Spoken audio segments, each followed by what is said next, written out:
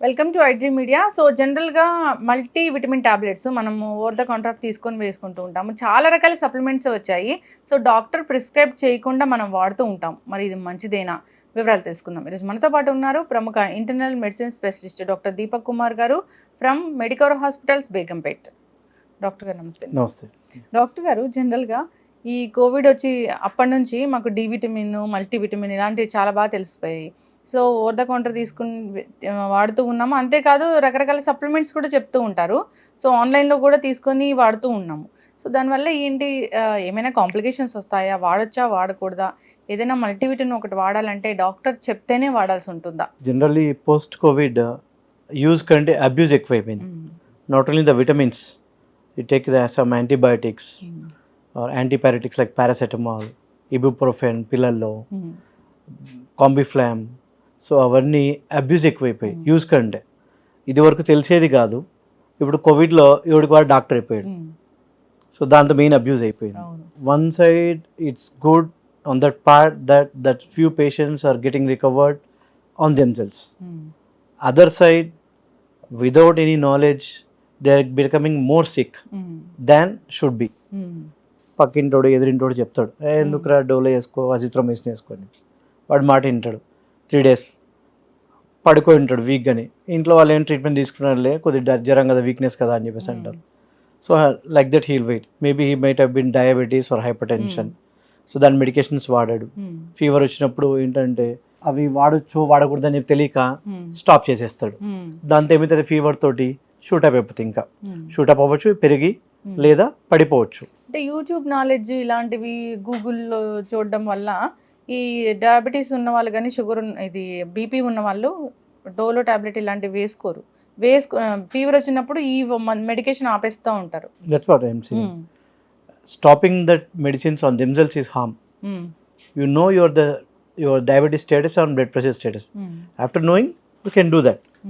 Like at home BP apparatus పెట్టుకుంటారు, monitor చేసుకుంటారు. If it is 110/80 above, no harm. If it is below going 100/80, 100/70, you stop the medicines again. So it will be dangerous. Few medications stopping dangers is high. జనరల్గా కూడా doctor గారు, topic divert అవుతుంది అనుకోకపోతే, జనరల్గా కూడా ఇప్పుడు మీరు బీపీ టాబ్లెట్ రాస్తారు. 120, 130, 140 ఉన్నప్పుడు వాళ్ళకి బీపీ టాబ్లెట్ రాస్తారు. ఒక్కొక్కసారి వాళ్ళు బీపీ ఇంట్లో మానిటర్ చేసుకున్నప్పుడు 100 కన్నా తక్కువ ఉంటుంది టాబ్లెట్ వేసుకుంటే, వాడుతూ ఉంటే. అప్పుడు ఈ టాబ్లెట్ వాడాలా, వాడకూడదా, ఎట్లాగది? ఇన్ జనరల్ ఉన్నప్పుడు 100/70 అట్లా తక్కువ పోతుందంటే you should consult the doctor and you can decrease the dosage. Because you are becoming over control. అతి కంట్రోల్ కూడా మంచిది కాదు. Why is it happening means maybe doctor might have been suggested low salt diet, low fat diet, regular medication, walking, exercise. He might have started. So over the period of time he might have reduced his weight, he might have lost his calories, so that BP drastically comes down. So if it is the situation, you consult the doctor again, take his decision, and you follow either to decrease the dose or to stop it or change the medication. That's the thing you need to do, but nobody does it. It's all self medication and Google it, hearing the neighboring person's words, grandma's words, opposite medical store person's words, which harms. That is the main person in the society where the harm is going on. ఇలాంటివి stop చేస్తూ ఉంటారు general గానే. So వాళ్ళకి stop చేయడం మంచిది కాదు. Take suggestion of a doctor. You can call if any family doctor, he'll give suggestion whether to stop or not stop. yes, Vitamins అనేది good part and which plays a vital role in the human well being, not only in the sick state, even when they are old, when they are immunocompromised. Immunocompromised అంటే immunity తక్కువ ఉన్న వాళ్ళు. For example we can say immunocompromised naturally, children, pregnants, old age, cancer patients, tuberculosis patients. వీళ్ళ 5 మెంబర్స్లో definitely immunity తక్కువగా ఉంటుంది. తక్కువ ఉండడం వల్లే వాళ్ళ డిసీజెస్ ప్రోన్ ఎక్కువ. చిల్డ్రన్ ఇంకా డెవలపింగ్ ఏజ్, ఇమ్యూనిటీ డెవలప్ అవుతూ ఉంటుంది. ఓల్డ్ ఏజ్ డెవలప్ అయ్యి they are in the age progression, so the immunity తగ్గిపోతుంది. Cancer patients, tuberculosis, pregnant females, they are immunocompromised, అంటే ఇమ్యూనిటీ తక్కువ ఉన్న వాళ్ళు. వాళ్ళలో తీసుకోవడం మంచిదే, but take suggestion and then take. There is nothing harm in taking that. Please take suggestion. I do suggest. General గా ఈ విటమిన్ టాబ్లెట్స్ నెలలు సంవత్సరాలు వాడితే ఏం జరుగుతుంది? leads to a situation of hypervitaminosis. Mm. Any excess is harm. Mm. అతి చేటు అంటారు. Mm. హైపర్ విటమిన్స్ కూడా మంచిది కాదు. ఓకే. ఎనీ విటమిన్ యూ అంటే టేక్, ఏమైనా ఎఫెక్ట్ చూపిస్తా డాక్టర్ గారు ఈ ఆర్గాన్ మీద ఈ ఖచ్చితంగా ఎఫెక్ట్ అవుతుంది అట్లా ఏమైనా నాట్ ఉంటుందా? Seriously, Mm. సీరియస్ ఇష్యూస్ ఏం రావు, Mm. But mild disturbances you can face. అంటే జనరల్ గా విటమిన్ టాబ్లెట్స్ తీసుకుంటే ఇమ్యూనిటీ పెరగడము, విటమిన్స్ మా బాడీకి చేరడం అలా జరుగుతుందా? When there is need, you better take it. Mm. When there is no need, we don't suggest anything. Mm. That's what I am telling. Okay. ఈ 5 set of patients లో Mm. we can suggest suggest చేయకుండా general గా మేము తీసుకుంటే అది మంచిదా కాదా అంటే కొన్నాళ్ళు for a period of 1 or 2 months, 3 months, Mm. nothing happens. Over that above, you are already healthy, you are taking good diet, appetite is good, you are walking, and you are exposing to sun, natural sun.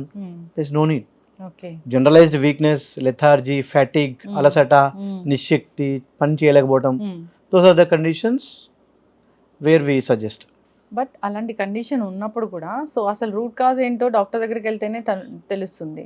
Of so course, general గా చాలా మంది నాకు నీరసంగా ఉందని vitamin టాబ్లెట్లు వాడుతూ ఉంటారు. B తెలుసుకున్నాం. కాంప్లెక్స్ అయితే అసలు మామూలు జనరల్ గానే వాడుతూ like ఉంటారు. water. Post COVID, as you are telling, it's becoming more, Mm. a lot. Not only that vitamins, calcium they take, D vitamin. D vitamins they take. It's not so much needed unless until you have any needs like that. General గానే ఈ vitamin deficiency అనేది రాకుండా ఉండాలంటే ఆహారం అనేది ఎలా తీసుకోవాలి అసలు? I prefer to say like be vegetarian. In the vegetarian food, you do get a lot of vitamins, not only vitamins, minerals, chromium, zinc, selenium, microelements, you do get, and blood based like hemoglobin, iron, you do get a lot. And with why I prefer a vegetarian diet means it gives a lot of fiber, okay. protein, whereas in non-vegetarian like meat or chicken, whatever, you get more of protein, not of vitamins. There is nothing in the proteins. Only it's suggestible only when they are immune compromised, again I said, like tuberculosis or malnourished, or they are weak, not eating well, not gaining weight. For them is the absolute indication, we say. Other than that, taking meat is not that much suggestible when the age is going crossing beyond 40, when they have BP, sugar, high cholesterol levels, obesity, so not suggestible. సమతుల్య ఆహారం తీసుకుంటే ఇలాంటి issues అనేవి రావు. Raw.